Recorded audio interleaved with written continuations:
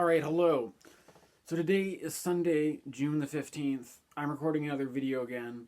This time, the topic I have in mind is Jupiter in Cancer, which is going through a death and rebirth process known as a cazimi, where because the sun is approaching Jupiter, it's not visible in the sky, and as the sun conjoins Jupiter, it's said to initiate a new synodic cycle.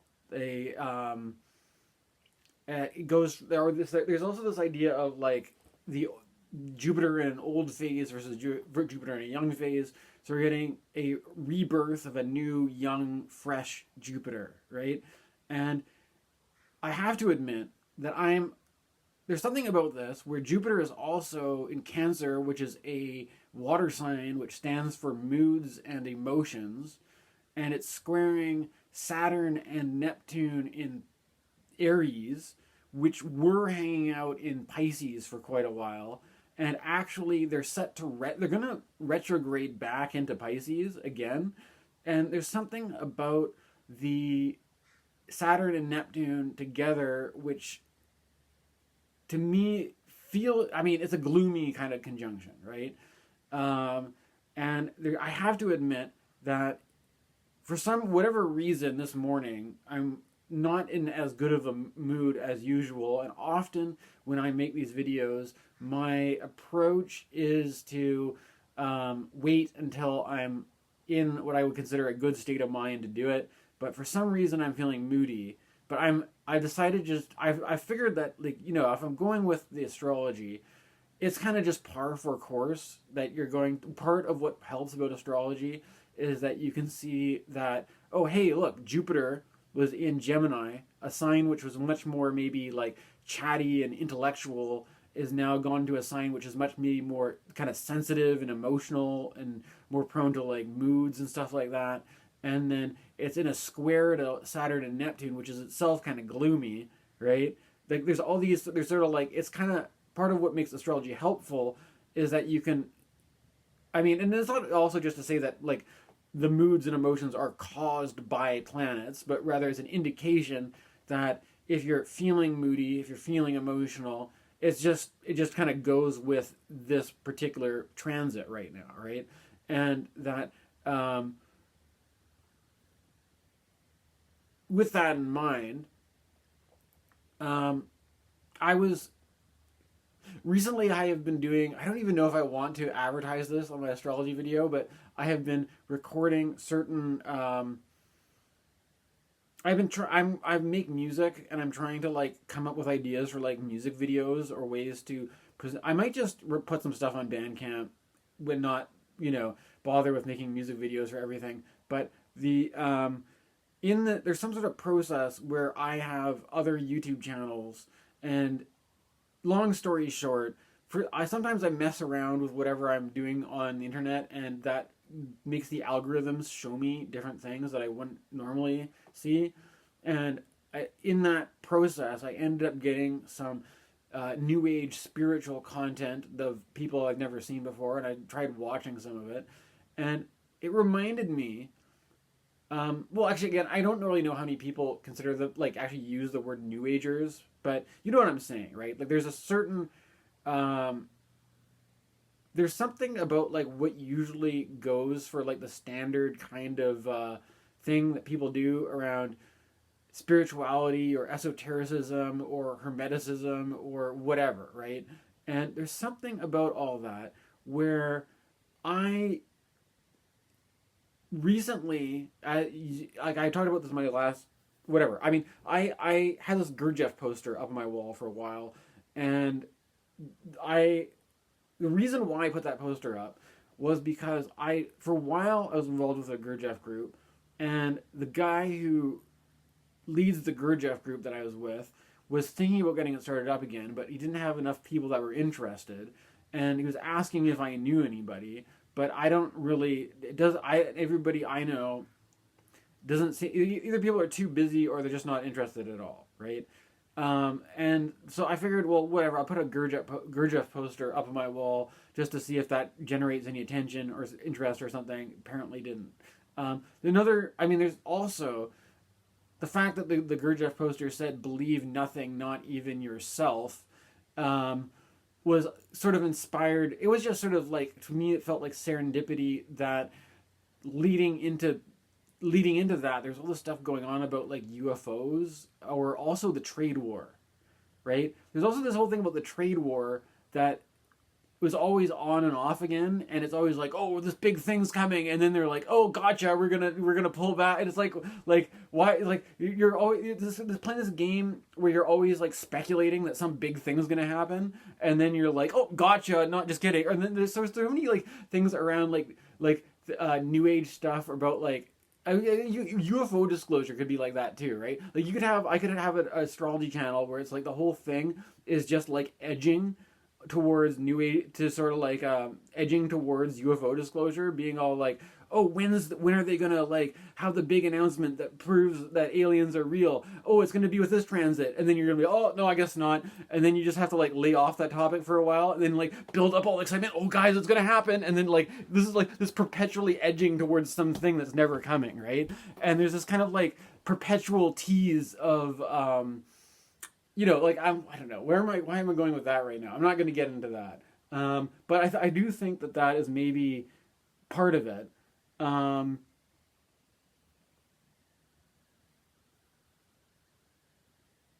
don't know why I'm going in that direction with this. What I was thinking of, anyways, is that there's some sort. I think there's a lot of new age stuff online that gets popular because it's kind of like self-help material in some way, and this could go with, for one thing, dealing with moods and emotions, trying to feel better, or like the idea that like you want to like make positive changes in your life and like manifest a better situation, and in order to do that you have to like think positive and not succumb to negativity and all this kind of stuff. And or there's a certain, I don't know, there's all sorts of stuff in the general new age community that gets popular online for whatever reason, and there's something about it where I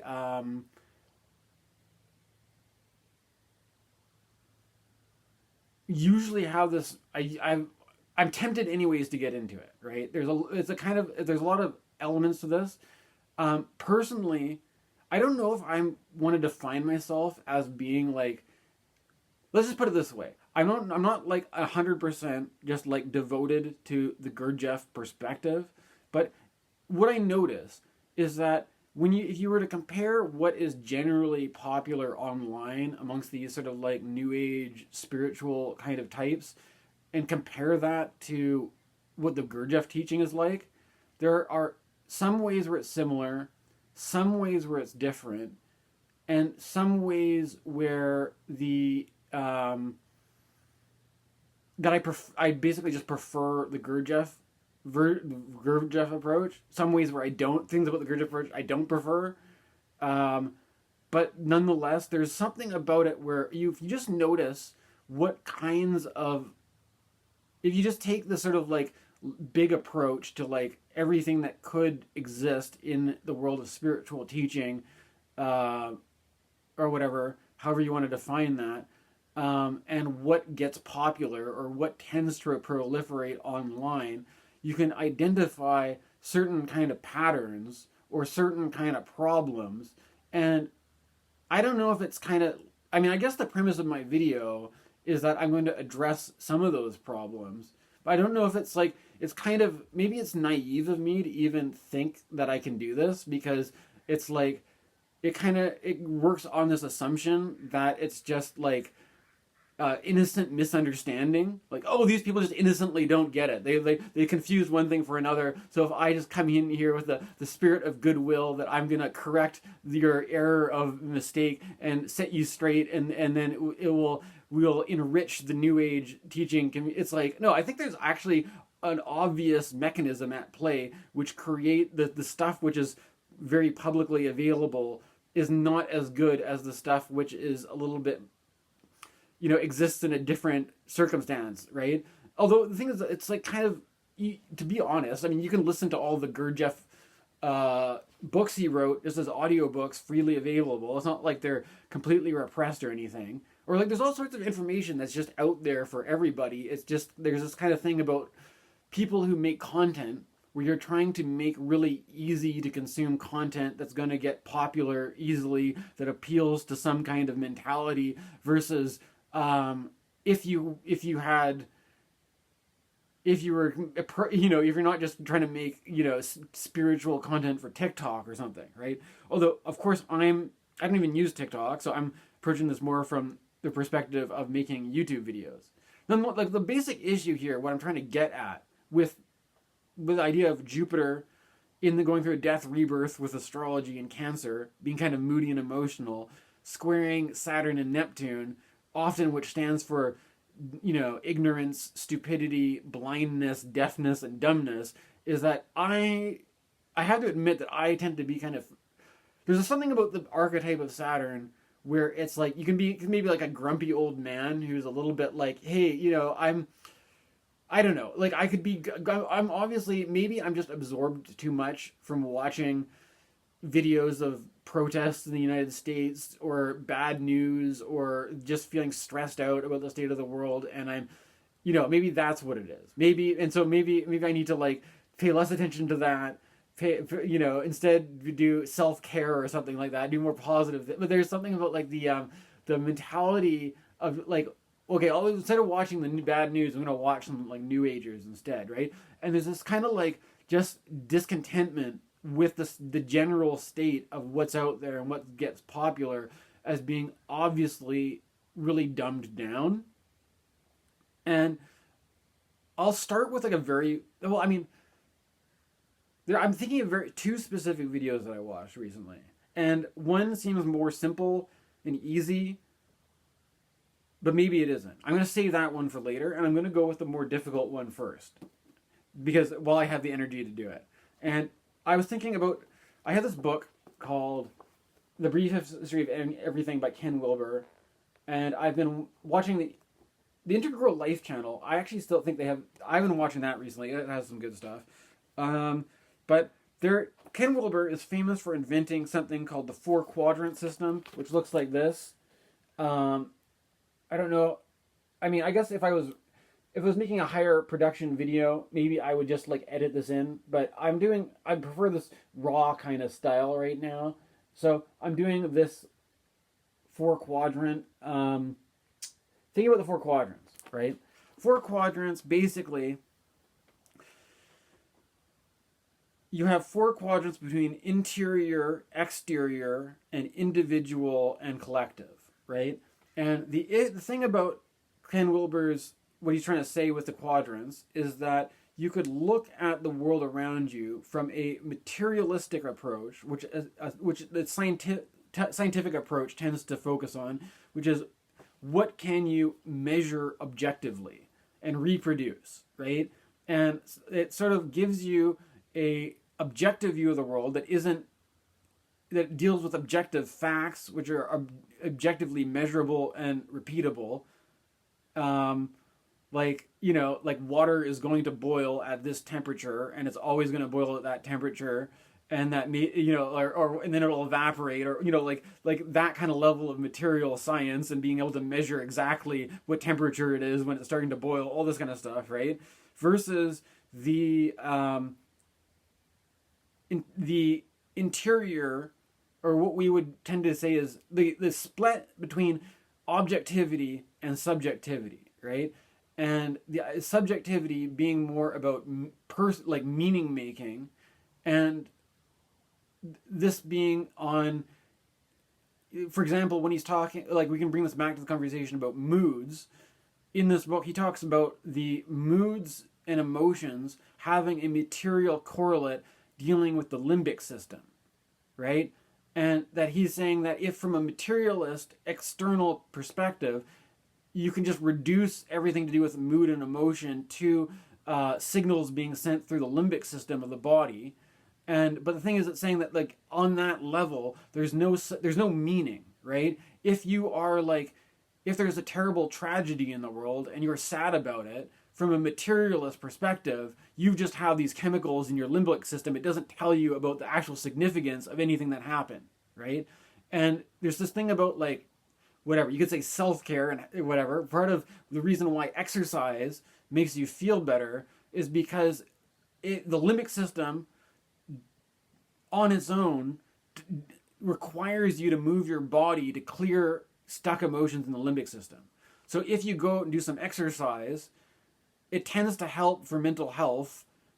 Like physical fitness tends to help for mental wellness, because what we call mental wellness is really more emotional wellness. It's really more like a limbic system that's overloaded with emotions that's not regulating, right?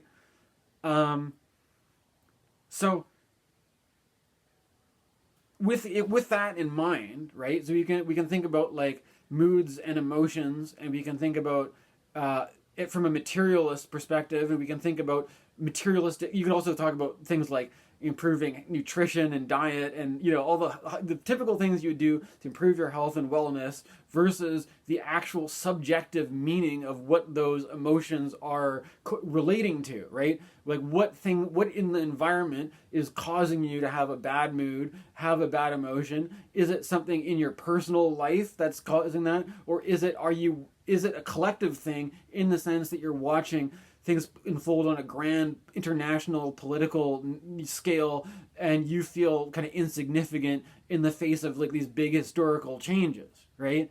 There's a whole range of different, and the idea of the individual to the collective puts that on that scale, where there's things happening in your personal life that maybe you have more agency or control over, but then that's also interconnected with this big collective thing that's happening, and that the more you just feel like an atomized individual whose only responsibility is to deal with your little personal thing going on, the more you might miss that the real cause of your moods and emotions may have to do with things much bigger than your own little individual circumstance, right? There's this thing about, in the midst of all this, I tend to, I do actually have to admit that for a while I was really into meditation, and I do find meditation helpful. And I also realized that there are a lot of criticisms about meditation and mindfulness or whatever, and I don't really feel like engaging with that too much. But there is this basic point that there's something about it where there tends to be a very kind of like anti-intellectual style with meditation, right? And like the idea that you're going to spend all this time trying to just focus on your breath, not engaging your mind, not thinking, right? And there's something about that which you can't really get away from it, because that is the process. The activity of meditation involves trying to withdraw your energy from your identifying with your thoughts and your moods and emotions, and just trying to stay present with the breath, that kind of stuff. That's just part of the practice is like, right? But there's something about like the anti-intellectual atmosphere of spirituality that has led me anyways. It was interesting because like at first when I was doing a lot of this meditation stuff, it led me to read stuff like Ken Wilber, because there was like a way that you could take stuff that's going on in that world and then be like, well, how does that connect with all this other stuff, right? And how does that how do you integrate that with psychology, and how do you integrate that with politics, and how do you integrate that with everything else, right? And that, or I don't know, I guess I just like intellectual stimulation, or maybe I just have an active mind and I like learning about stuff. I don't know, for whatever reason, it's led me in this direction to go more in the direction of like learning about philosophy, stuff like that, than just sticking in this like purely spiritual meditation, new age kind of, approach to things. But at the end of the day, I feel like it's like what we're dealing with is reality, and you can either draw on people who have this kind of identity or that kind of identity to have ideas to deal with reality. But at the end of the day, reality is reality. We're talking about it doesn't really whether you want to code yourself as a intellectual or as a spiritual person. But nonetheless, there is this sort of like one of the things that motivated me to be honest, to take down the Gurdjieff poster, or that certain reasons why I don't vibe with the Gurdjieff teaching. I don't even know if this is necessarily Gurdjieff himself, but or the exposure that I've had to some of these people tends to be like. But there tends to be this strain of anti-intellectualism in it, right? That is like not just this new age meditation thing about trying to focus on your breath and not think too much and be grounded and not not overanalyze things. There's also this attitude of like the sense of disdain for the intelligentsia, right? Like if you think about that, like I don't hear that word very often anymore, but in some of the the material around those teachings, the fourth way teachings, there was like, it put me off of this expression of like to talk about a class of people who are like the educated intellectual elites with this sort of air of disdain of like the the intelligentsia. The intelligentsia, like these people who think that, like, but there's this kind of thing about like reading Gurdjieff is funny because you can tell that he in some way wants to respond to this sort of the literary world of like Nietzsche or whoever else, the German idealists, but he's a guy who doesn't read or write English, or he's, I guess, Dostoevsky, he got some pretty big Russian, he wrote in Russian apparently, but there's this kind of antagonism with, especially between spiritual stuff and like Marxist intellectuals and stuff like that, right? Or this kind of thing like, oh, they say they're for the working class, but really they're just the bourgeois intelligentsia. This has become this thing recently. It's kind of, you can see this recently in this whole conversation about what they call the professional managerial class. And it's like, we got these hardworking guys who don't have time. You think some hardworking guy is going to read a bunch of this sort of like the hoity-toity, uptight, like intelligentsia literature? No, he doesn't care. This guy is an honest, hardworking dude who knows, he learned from the school of hard knocks, man. He knows, he's authentic, right? He's not just some of the airy-fairy, who has to use like these euphemisms. This guy talks directly, right? He knows what's up, right? He doesn't need this book learning, man. Like it kind of starts feeling a little bit like that to me, right? And there's something about this where, well, regardless of the attitudes of anti-intellectualism, there's this basic idea that I got from watching a New Ager, right? And she was saying that which, like, the bias of there's this issue around anti-intellectualism that basically says that what happens is, like, if you spend too much time thinking about things or in this intellectual mode, then basically what you do is that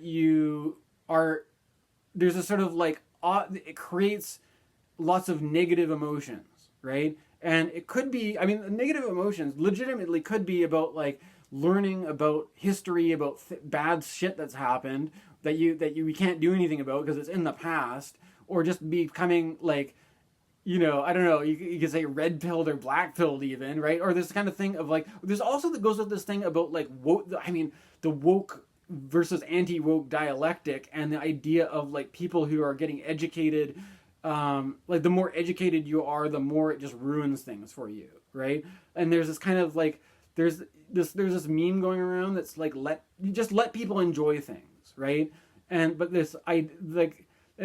this is kind of like, what's a good example of it? This is an easy example would be things like Indiana Jones movies, and there's some kind of like, especially the second Indiana Jones movie, there's all this really like weirdly, like, apparently George Lucas used this explanation saying that like he was intentionally trying to using a little bit of racist humor in a way that was like intentionally tacky to like create this sort of appeal to this sort of like old fashioned sort of like fantasy, like kitschy kind of thing. Like it's not something that's serious. He's not doing like to create the sense that you're not.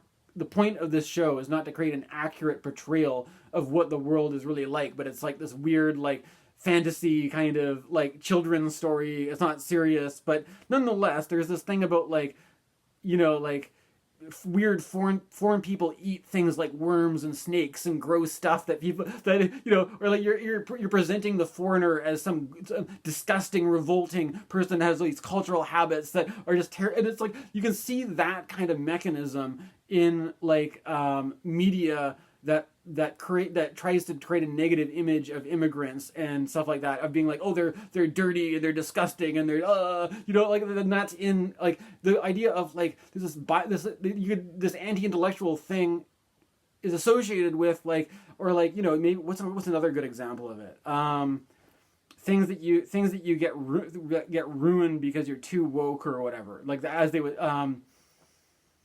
or, you know, like people like things that don't age well.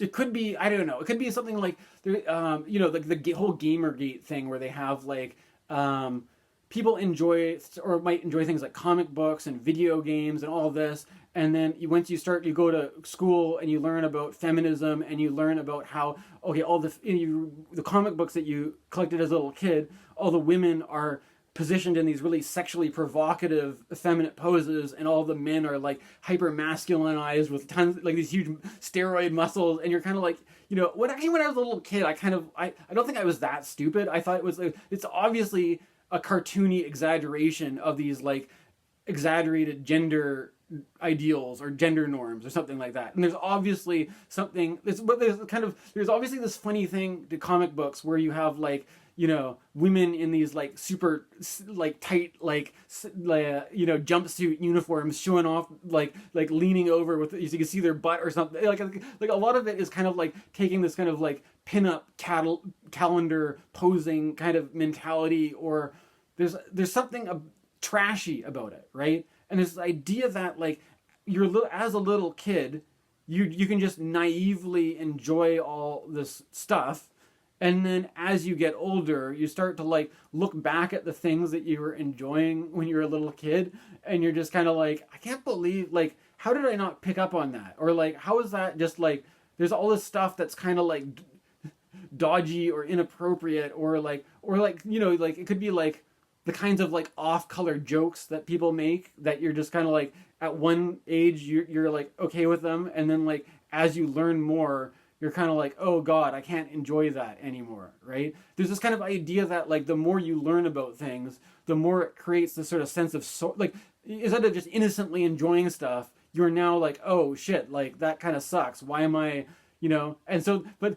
people have taken that idea and spiritualized it with this idea that like, oh, if you think too much about things, it just makes you sad, and then like there's this idea, there's this flow of creation, right? There's like the source and there's the manifestation, right? And that you as in being an in-between from the source and the manifestation, rather than just being a pure direct manifestation, which would be more like you being engaged in physical activity or whatever, you, instead of like, this is the thing, is like you have energy that you have that you could be spending on physical activity, which on one hand, it is true that physical exercise helps to regulate the limbic system, right? So there is a certain truth that if you're more just grounded in your body and doing physical stuff, it does actually help for self-care to keep yourself healthy. And I'm not going to argue that, but there's this idea that you're like, oh, because the intellectuals, instead of getting exercise and taking care of themselves, they just spend all their time reading about things which make them sad and upset.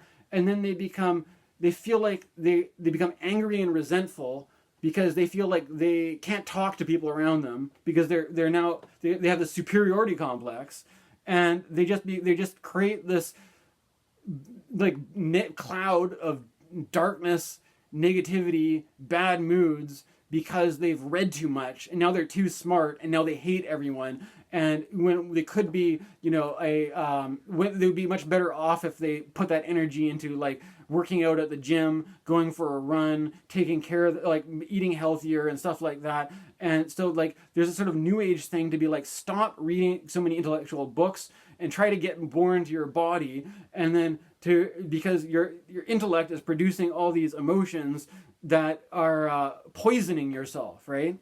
But the thing is that if you, like what I'm thinking about here is that if you look at this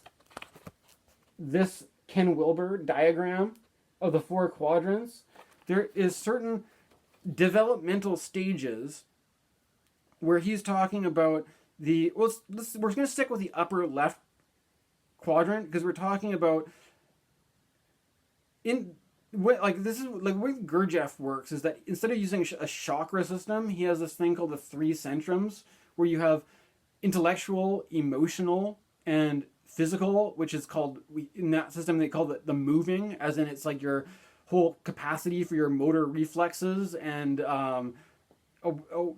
so in the Ken Wilber system he has these numbers from 1 to 13, and it goes 1 prehension, 2 is just blank for some reason, 3 irritability, 4 is blank, 5 is sensation, 6 is perception, 7 is impulse, 8 is emotion, 9 is symbols, 10 is concepts, 11 is con-op, 12 is form-op, 13 is vision logic. So the idea is that, and then you can see what Ken Wilber does in his system is then he correlates that into this. You have your subjective level. You have the experience of emotion, or you have the experience of thought, or you have the experience of reason and higher logic, of rationality, right? And there's something about the reason why I'm basically, it's not that I'm like, I have this kind of thing where I'm balancing between being, I don't want to just disown or not be a spiritual new ager or a meditator at all, but there's something about the way that of what I see what tends to be popular online or what tends to be most repeated is this sort of attitude that you just have to like not think about things because thinking about things makes you moody and emotional, right? Based on this scale that from the Ken Wilber system, emotion itself, there's certain things about feelings that may actually be like more unconscious than emotions. And one of the things which I find really interesting about this is that irritability and sensation are beneath emotion, right? And that one thing that I notice is that when, I'm sure other people who meditate might attest to this as well, is that sometimes when you're trying to meditate, especially, let's say, longer meditation sessions, you're not just doing some 15-minute thing, you're sitting there for a good hour at least, that you might be trying to just focus on your breath, to still your mind, to feel peaceful, calm, and still, and all that kind of stuff, but instead you just feel irritable, right? And you're just like, okay, so what, like, based on this new age thing, they don't want you to think, because they think the more you think about things, you're just creating this stressed out hamster wheel that just makes a lot of negative emotions. But then if you look at actually the process of meditating, often instead of being able to get to this, you're like, oh, I'm the Buddha and I'm just at peace with everything. Instead, you're sitting there trying not to think and you just feel irritable. And you're like, like a lot of times meditation is actually not very fun for this reason, right? Because there's underlying it, there's this like, the irritating, frustrating feeling that's not conceptual, right? There's nothing conceptual about it. There's this irritation there that's before mood, is before emotion. It's just this basic irritation that, and in the Ken Wilber system, he from the material perspective, he talks about atoms, molecules, chiroids, eukaryotes, I don't know what those are, neuronal organisms, the neural card, the reptilian brain stem, the limbic system, the neocortex, the complex neocortex,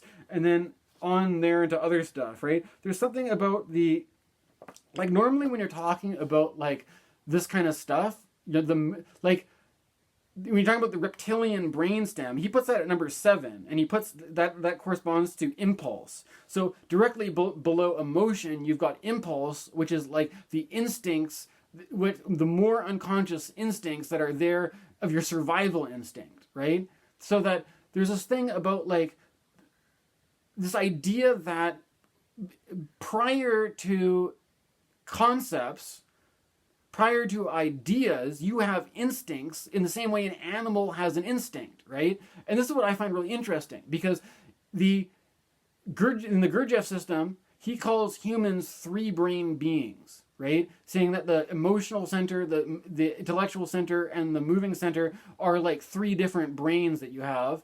And he contrasts that with animals by calling the animals 2 brain beings, because he acknowledges that the animals have, obviously they move around and they have instincts, and then that animals have moods, right? Because obviously when you take your dog is happy if you take it for a walk, or your dog is when you go out.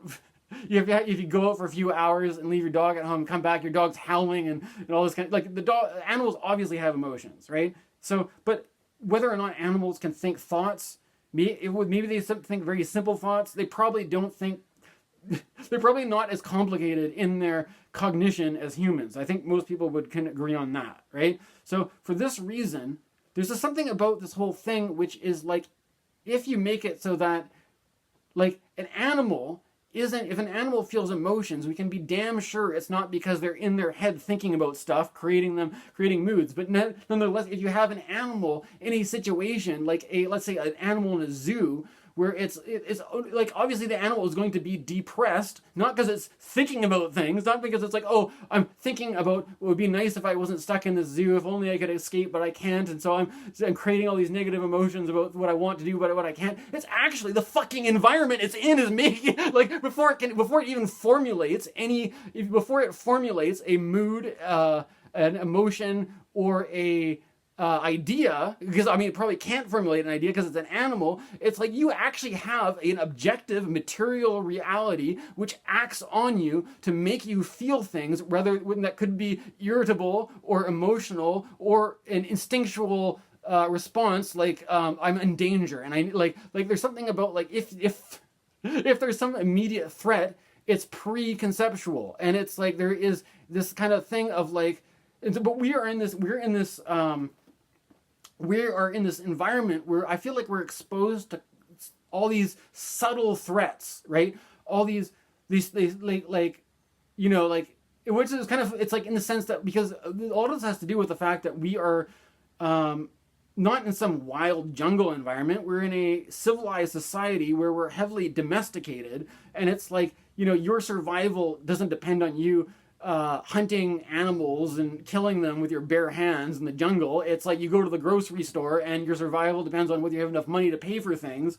And then if you don't have enough money to pay for things, maybe you have socialism to look after. So like, and then it's like, if it's the matter between like, okay, my survival is more like whether I can be a functional member of society, or whether a socialist government would want to support me, or whether a bunch of fascists want me to throw me into the gas chamber. And like, if I think about, like, it's like, oh, just don't think about it. You know, you're just stressing yourself out. You know, if you think about that, you'll create all these negative emotions. But then, like, if your actual environment is full of a bunch of, like, you know, there's actual real shit going on in the environment that may affect you before you generate a thought about it, right? And that I honestly think that it sounds a lot like this sort of like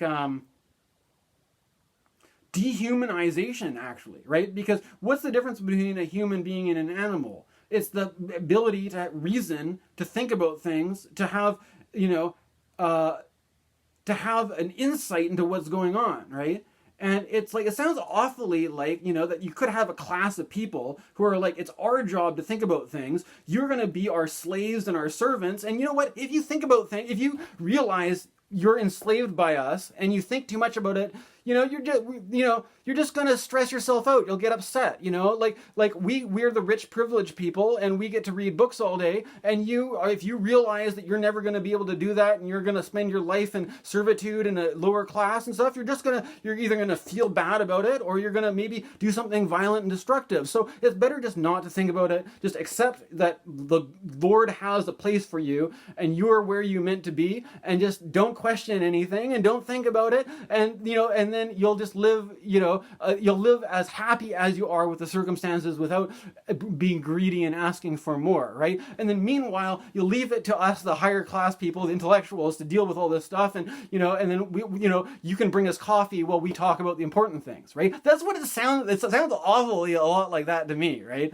So there's this kind of like, for me, I'm bringing this up because I feel like Jupiter is the teacher, right? Jupiter is the teacher, and Jupiter has entered into Cancer, and it's exalted in Cancer because there's like sort of greater sensitivity around moods and emotions and all this kind of stuff.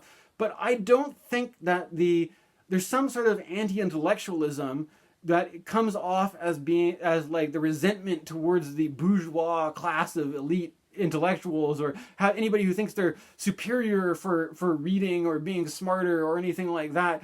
And it's just like, that just doesn't, it doesn't jive with me, right? And the other thing that's funny about this is that intellectuals themselves will actually admit to this, or actually concede to this, and say that it's true that actually a lot of what we are doing is creating an understanding of things that may actually just create a sense of sorrow or despair about this. It may not, what we are doing is telling you about how things are, the situation that you're in, and unfortunately part of that may translate into sadness, right? Or a kind of wearing all black and being cynical and be like this cynical, pessimistic intellectualism, right? It is actually there. It is the people who are, they do like, there's this kind of thing where there could be some actual truth to this, that the intellectuals don't even debate it. They're like, yeah. I mean, like, if you could become really educated about all the oppression and all the injustice and all the terrible things, and just feel like, and then start to say, like, well, I could feel better about getting a gym membership and working out and try to improve my, but then that's just like a tool by the patriarchal society to create this hegemonic, or whatever, and then so I'm not going to do it. I'm just gonna instead sit around and smoke and be angry and resentful and fuck you, right? Like there's all like something you can there's some kind of actual truth there where there may be legitimacy in it, but you can say, yeah, well, you know what? Maybe that is, it's a hazard that goes with the territory. If you read too much, if you think too much, you may generate negative emotions just based on the what you learn from what you are reading, right? And that may make you cynical and pessimistic and and all this kind of stuff, and that does not vibe with the New Agers who want you to just light some incense and not think about anything and just be happy, right?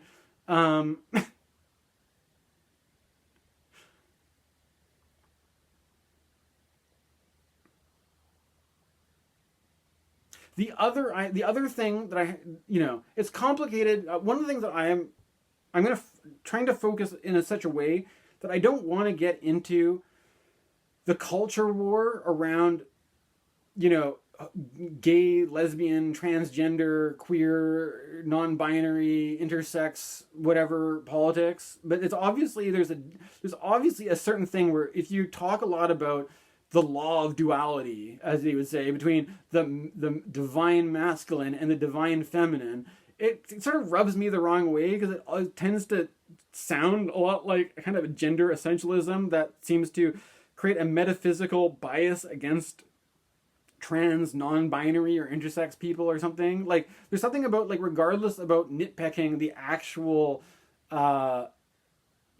problems with it, like, it seems to just have that effect. And I have certain, I don't know, it's just this maybe it's just how I was raised or something, but or the way, me being from British Columbia, which is probably more progressive than other places in the world when it comes to this stuff. I just tend to skew in that direction of being more tolerant, being more accepting, and there's something about if it comes off as if you're trying to really use your spirituality to prop up old school hetero gender norms. It's not really that appealing to me. But the point, regardless of that, we're gonna put that aside for a minute. There's somebody who is I sometimes find it interesting to just try to watch some of these videos anyways and see what I can pick out from it.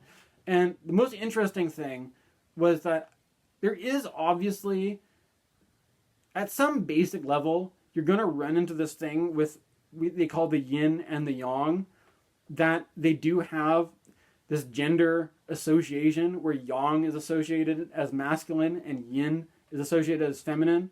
And at some basic level, we're not going to argue with them on this one. It is there; those associations are there, and we can't really get away from that.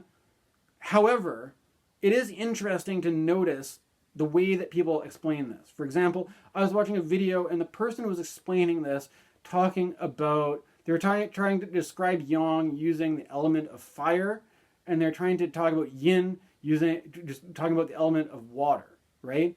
And to me, this in itself was a dead giveaway, right? Because if you're talking about yang as fire and yin as water, then you're leaving, from a guy who's into astrology and tarot and stuff like that, you can see that you're obviously leaving out air and earth, right? Now, this is the whole thing. If you are operating on the level of dualism, black and white, male and female, good and evil, fire and water, it's like the fire and water thing is like this dead giveaway that the fire and water belongs to a system where it's not just fire and water, it's fire, water, air, and earth, right? But the thing about, there's a sort of, I was also listening to I like this guy Douglas Rushkoff, who's a media theorist who is like, he's kind of an old dude now because he was making stuff in the 90s, right? He was like a famous media theorist way back in the 90s and during the the original .com boom and all this kind of stuff, right? But Douglas Rushkoff was talking about the fascist atmosphere and how regardless of any the actual political reality of fascism, the atmosphere of fascism often has to do with this very dualistic us versus them mentality, or that reduces everything into these very simple binaries of black and white, right? And that it's so obvious to me that, it's not, the whole issue here isn't that, rather than just making it so that if you're into, a lot of people on the left wing don't like mysticism because they associate it with fascism, right?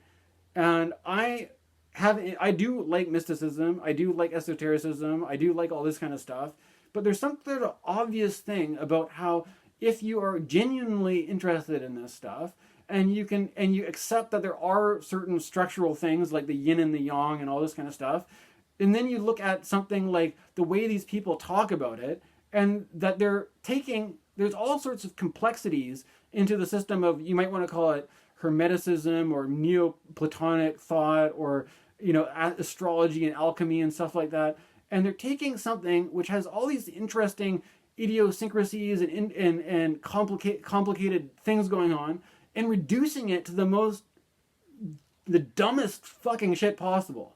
Pardon my expression. It's just so fucking stupid, right? That it's like, and it's like so stupid that you only need to know a little bit about tarot and astrology to be like, well, hold on, wait a minute, and have curiosity, right? To be like, well, wait a minute, if what you're saying is true, that yang is associated with fire and yin is associated with water, then what does it mean that yin is also associated with earth and that yang is also associated with air? What does it mean that instead of having this hard binary between yin and yang, male and female, that you have a fire yang and an air yang and an earth yin and a water yin? Like, what's up with that, huh? It's like there's, I could break down elemental theory and go into the details about that, but for this video, I think it's going to be long enough just explaining, or they also talk about how this same person talked about how the law of duality is one of 7 laws, and then they don't tell you about the other 7 laws, which I don't know if this is like the Kybalion or whatever the hell it's called, or where they're getting this from. But it's like, there's all these, this is part of an intricate system that has all these, multiplicity things going on. But no, we're just going to tell you about black and white, male and female, mommy, daddy. And like, so you're just, do what we say or we'll fucking kill you, basically, right? Do what we say or, obey, submit, resistance is futile. You obey, you submit, you surrender, you come under our control or we'll fuck you up. That's all it means, right? It doesn't mean you think about something, we're gonna, you're some fucking snob who we're gonna have to kill because you're too smart or whatever, right? We're gonna make everybody these fucking docile worker people, and anybody who shows any sign of intelligence, we're gonna make our algorithm so that the people who create this really dumb fuck version of spirituality, they're gonna get boosted on the algorithm, and the people who have a more intellectual point of view, they're gonna get deprioritized, because we don't want people approaching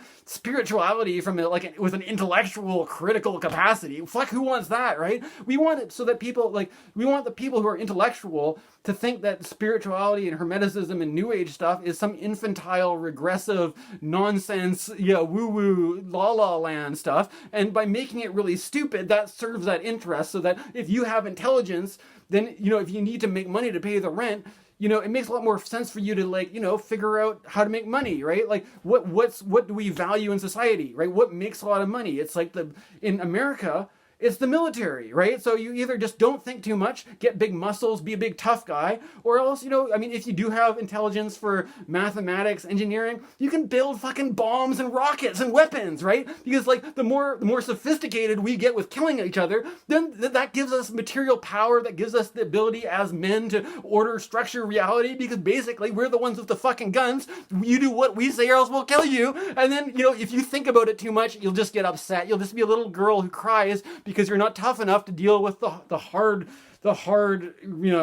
rules of the world, because you're just a little weak. You're either a little girl who's overly sensitive and who wants to play with her little tarot cards and crystals, or else you are a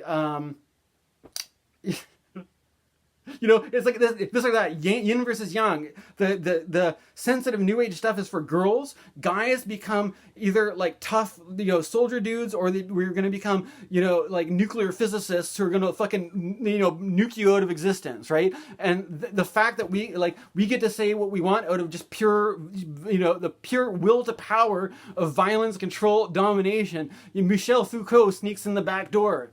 This is basically, what I'm basically given the influence, I'm trying to be open to both, intellectual stuff as well as spiritual teaching, but I'm not for this reason, I think it still helps to take a post-structuralist perspective, because it's not that post-structuralism, postmodernism is totally so skeptical that they're nihilistic, they don't believe in anything, but rather they can see the machine that creates this culture, and you're going to be doing this in a way that tries to make the culture as dumb as fucking possible. It's like to do a disservice to the thing this beautiful esoteric system that is full of so many curious, mysterious complexities gets reduced down to the most dumb fuck bullshit, right? And it's for that reason, I feel more aligned with intellectual stuff than I do with just being a new spiritual New Age kind of person, the way that I see it most prominent online, anyways, right? But I think that there's actually a unique opportunity in that there's a lot of people are smarter than you think, right? And that there is actually a lot of people. There are people that are able to approach these issues in a more mature way, where it's not like some dumb dichotomy versus the spirit, the intuition and the intellect or something, right? There's also another book that I'm not going to read it now, but there's a James Hillman book called The Thought of the Heart and the Soul of the World, and this idea that there's this whole I think there is a legitimate problem that there are a lot of people who are in a state of disconnection, not in a collective community sense, but disconnected from themselves, right? Like they don't like there's this kind of thing. It's like it would be the equivalent of like imagine you had a bad diet where you maybe like you smoked a lot of cigarettes. So maybe imagine somebody who eats a lot of junk food, smokes a lot of cigarettes, and they're just used to living that way, and they're so accustomed to it that just feels like the normal way of being to them. And then versus like if you get out of like change, you become more aware of what that feels like, and then you start eating healthier, and then you try to eat junk food again, and it's just like, how did I ever eat like this, right? Or there's this kind of thing of like people, there's this kind of idea. I feel like I don't even know if I want to say spiritual awakening, but there's this idea that there's all these different kinds of awakenings of consciousness, and that the modern world tends to have us in the state where we're really kind of numbed out. And I think things like junk food, or like over media saturation, or some of the way that, you know, our living spaces and environments are structured just kind of lead people to have these really this kind of way of being where they're disconnected from themselves. So I think it is legitimate when people say people are too much in their heads and not in their hearts, or they've lost touch with their body or something like that. They don't have body awareness, or they're not integrated or something. I think these are all legitimate concerns in some way, but at the same time, I don't think that it's just a matter of like, in order to be happy, just don't think about things and just try to, like, you know what I'm saying? Like, or that there's like that the only thing that's bothering you is the idea that you, I mean, it's like it is a stoicism thing, right? That the world itself isn't good or bad, it's just your idea about it. But I mean, I don't know, if like in the political circumstance, if like you're watching your people fall to a fascist dictatorship, and it's like, yeah, I mean, I would prefer it if that didn't happen. I would prefer it if people had free, democratic, you know, liberal, progressive societies, and not, you know, some authoritarian tyranny, right? But like, and maybe if I watch a lot of news, then those images are sticking around and making me feel bad or something. But the thing is, like, I really don't think I had this basic sense that even if I unplugged from all the media and all the news and just like focused in a very individualistic way on my own little individual life and tried not to pay attention to something, like how, like you got to live in a goddamn, like live under a rock or a goddamn, like at some point in time whatever it is that's going on in the world is gonna get through to you, right? Like you're gonna like surround yourself in like a padded cell and like this bubble dome, and like you just be like, the outside world doesn't exist. I'm just gonna go into a bunker and try to forget about everything for 10 years and I'll be happy. Like, no, I think that you might be actually miserable and upset being stuck in your isolating bunker world, right? It's like maybe that's what makes you upset. Maybe it's the avoidance that's making you upset, not the participation, and not the, you know, I feel like we have this idea that you're like, okay, maybe if we just like collectively agree that we're just not going to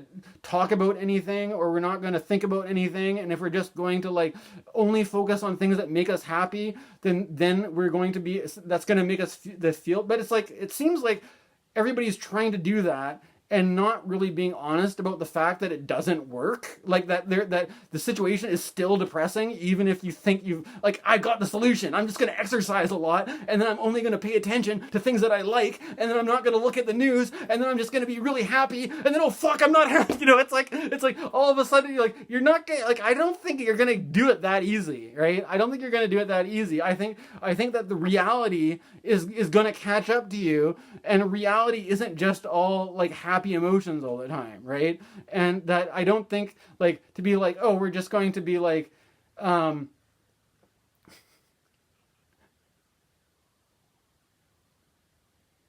yeah, I don't know. For this reason, I think there's a kind of like, I'm using this for Jupiter squaring Saturn and Neptune because I think it relates to Jupiter as a teacher, but being it's hitting this note that has to do with the more about feelings, more about moods, more about emotions.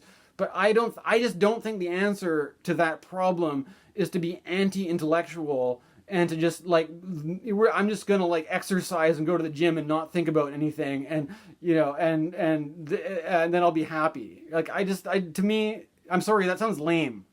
Or that even if that does, like, or I'm not. But the thing is, I'm not hard against that, because I think maybe it helps. Maybe it's not bad to approach that sort of that degree of like self-care or something. Like maybe it's not a bad idea. Maybe it's not a bad idea to like take care of yourself at that physical level.